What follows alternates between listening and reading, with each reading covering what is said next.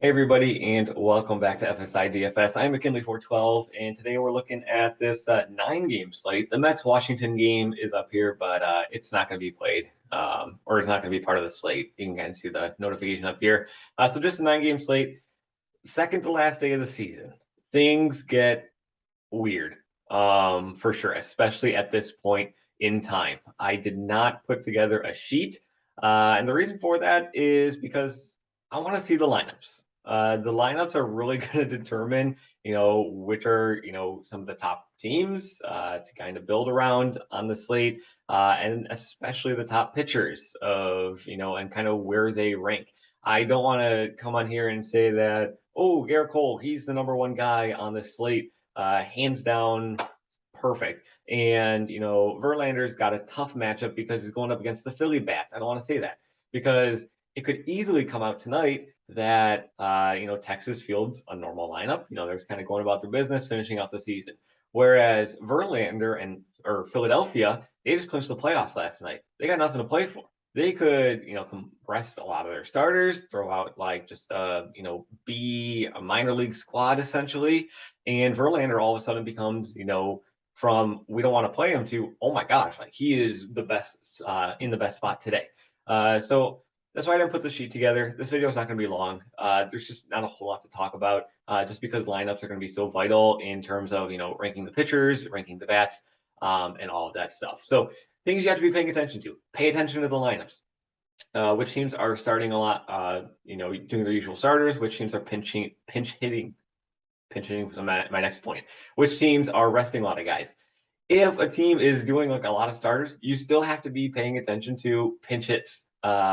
There are a lot of pinch hitters yesterday, starters that come out of the game a little bit earlier on than usual over the course of the season. So got to be paying attention to that. And today might actually be the day that you see a lot of more starters rest than tomorrow. I mean, I could be completely wrong on this, but uh, today, let the players have a rest day, and then tomorrow, okay, let's end out strong. Final game. Let's work on our timing, work on all of that stuff before we start the playoff push. So today could be a day where you see a lot of B tier lineups, just a lot of prospects coming in, all of that. So not a whole lot to talk about, but we'll still just cover it a little bit. Garrett Cole and Verlander, I think, are two, I think they're the best two pitchers on the slate, obviously, and I think they're in the best spots. I think Philadelphia is going to be kind of resting a lot of their guys because they just clinched the playoffs. They ended the drought. 2011, I want to say, was the last time that they were in the playoffs. So they might have been partying. Maybe they rest a lot of their guys today, and Verlander becomes like number one option. So pay attention to the lineups there. Garrett Cole, we know of his upside. He faced Texas earlier on in the season, absolutely destroyed them. 28, 29 DK points, 10 strikeouts, 1 earned run. So I think those are your top two guys on the slate today. Rodon, pay attention to workload management. They have said in San Francisco they might not even have him start this game. If he does start, they might not go super deep into the game just because he's just pitched so much for them so far this season. They might ease him up. So pay attention to Rodon if he's even starting. Zach Gallen going up against Milwaukee. Wild game yesterday. Milwaukee down 4-1 in the ninth. They still come back to win, which was unreal. But Gallen's had some serious ceiling games. And Milwaukee's had some games where they've really struggled offensively kind of down the stretch here. So Gallen, I think, could be in for a nice upside GPP play for sure. Yeah, you can see he's had 13, 11, 7 strikeouts in a couple of his past starts. So he had 32 DK points against this Milwaukee team just last month. So Gallen, his strikeout rate has certainly ballooned in the past month or so from what it was over the course of the season. But I think he could be a fine target for you there. Urias for the Dodgers, 9K. I was looking back at last year, the final 2 games last year, and like how deep were some starters going? Some starters were going the full, their usual workload, and this is playoff teams. We're going their usual workload. Other teams were pulling their starting pitchers at like 2 games in, or 2 innings in, 3 innings in. Burns from Milwaukee, they pulled him after 2 innings. But Urias was one of the guys for the Dodgers. He, they already had everything locked up. but he went 6 innings. So Urias, maybe he goes the full distance or his full workload here. And if he does that, going up against this Colorado team, I think he's in a fine play today. Nothing super exciting down here. Giolito maybe could be just with the upside that he can bring, but he does. Excuse me. He does walk quite a few guys, so you have to be a little bit weary of that. But going up against Minnesota, how's he done so far against them? Yeah, not the greatest. 14 innings pitched, 5 earned runs, 20 strikeouts. But yeah, it's these walks that really kill him, kind of really hinder his upside and kind of lower his floor as well at the same time. But Giolito going up against Minnesota, I think could be fine. If you're going in this mid-tier, Springs would be the guy that would be targeting. He's got the highest strikeout rate of any guy below like 9K on this entire slate. And he's only 7.4K. His strikeout rates are on like 26, 27%, which is fantastic. He's got his past 3 starts, he's done pretty well. Past 4 starts, sorry. He's got Boston. Boston's a little bit banged up, so pay attention to their lineup, see who they're rolling out.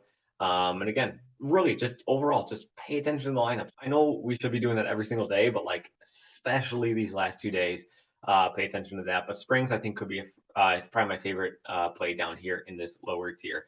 As far as the bats go, Dodgers are obviously going to be a top team that you could be going up against, going up against Feltner. Mitch White for Toronto has really struggled, so going with the Baltimore bats could be intriguing. Those Baltimore bats have done pretty well, guys. We've kind of wrapped up the season, second half of the season. They've performed admirably. So you can pretty much go with whoever you want on here. And you can see they're very affordable. Only 3 guys priced above 4.1K. You can fit them into your lineup with some top tier pitchers. And if you throw in Springs and then do like Baltimore, that totally works too. The White Sox, Widner, they're going up against Widner, who's really struggled at the ending part of the season here. But man, if there's one team that just I associate with like struggle so far this season, it's the White Sox. This offense has burned me so many times. I'm so angry with them. But going up against Widner, I think that this is a nice matchup for them. Just because of the struggles that Widner has had so far, kind of to the end of the season. Houston going up against Suarez. Suarez walks a lot of guys as well, so maybe Houston could be a nice play for you. But pinch hitting, please pay attention to pinch hitting.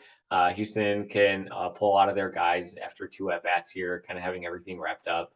So like there's not really much else to say other than pay attention to the lineups. Just kind of follow Twitter throughout the day, just kind of see like who's getting a full workload, who's not getting a full workload. Pay attention to the weather. There are some games, looks like, that do have a rain symbol. You might get some rain in them. I don't think anything's postponed worthy, but still monitor it as you go through. So I wish I could give you more, but it's the end of the season. Play light on your bankroll, please. Cash games are going to be just GPP essentially, but go easy on your bankroll, play light, wrap it up, and then you can go back a little bit more when the playoffs do fully begin. So as always, thanks for watching. We really do appreciate you guys watching these videos throughout the entire season. It's been great kind of building a following and a community around us. So I appreciate it. I know Mega really appreciates it. We will have another video out tomorrow though, so come back for that one. We'll see what it's going to look like though. It could be very similar to this of like, yay, like don't go big on your bankroll, check the lineups, but we'll see. But as always, thanks for watching.